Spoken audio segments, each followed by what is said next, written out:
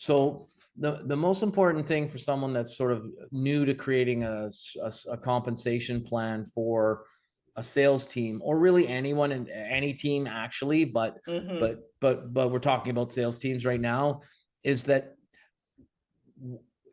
people do exactly what you pay them to do. And I mean, Yes. it's as easy as that.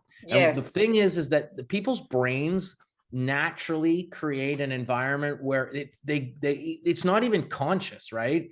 It's just they figure out how to game the system based on how you're paying them to get the most out of them or something like that, right? And so there's so many aspects, but I mean, just a few highlights or whatever is that, you know, you might have a big customer where, you know, they're a $5 million a year customer for the business, important customer, and there's not a lot of like large scale changes in the business or what have you. And meaning it might be 4.9 million, then it's 5 million, then it's 5.1 million, and there's some nominal growth or what have you, right? And so in those situations, there's not a lot the salesperson can really do in order to change the change the amount of money, right? They can work a little bit harder or whatever, but really if they're a $5 million customer, they may be a $5 million customer.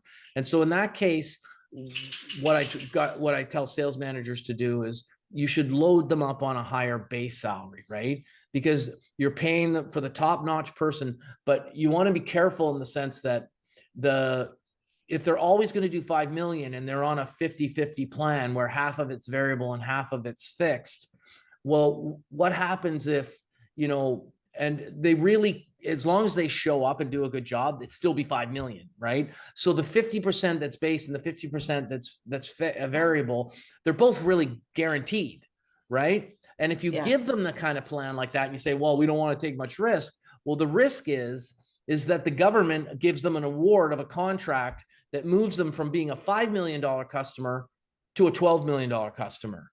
And the sales guy did nothing because they just need to buy 7/12 more of your stuff. And you've Right. got him on a 50-50 plan. Well, that means that half of his wage. So that means his compensation is going to run away. And Mm-hmm. really, he didn't do anything to earn it. Whereas if Mm-hmm. only 10% or 15% of his pay is based on the variable, yeah, he gets a 15% plus another 15 for doubling it or whatever, and he has a good year or whatever.